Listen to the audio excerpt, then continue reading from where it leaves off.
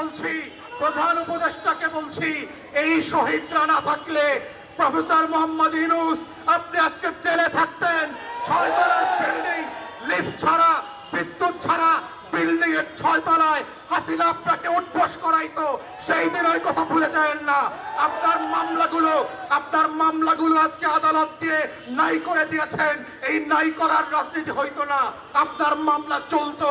যাদের কারণে, যাদের রক্তের কারণে আজকে আপনি বেকসুর খালাস, যাদের রক্তের কারণে আপনি প্রধান উপদেষ্টা হয়েছেন, তাদের রক্তের বদলা যদি না নেন, আপনাকে আগামী দিনের মানুষ ক্ষমা করবে না। বাঙালির চরিত্র বুঝতে হবে। তারা প্যারিস থেকে এসে এদের নায়ক যেভাবে বানাইতে পারে, তারা মির্জাফরের মতো খলনায়ক বানাইতে পারে।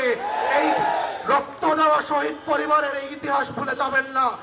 আগামী দিনে আওয়ামী লীগের রাজনীতি থাকবে কি থাকবে না, সেই কথা 1400 শহীদ পরিবারকে সিদ্ধান্ত নিতে হবে। কোন সুশীল উপদেষ্টার কথায়, কোন শাশুড়ির কথায়, দিল্লির কথায় সেই সিদ্ধান্ত হবে না।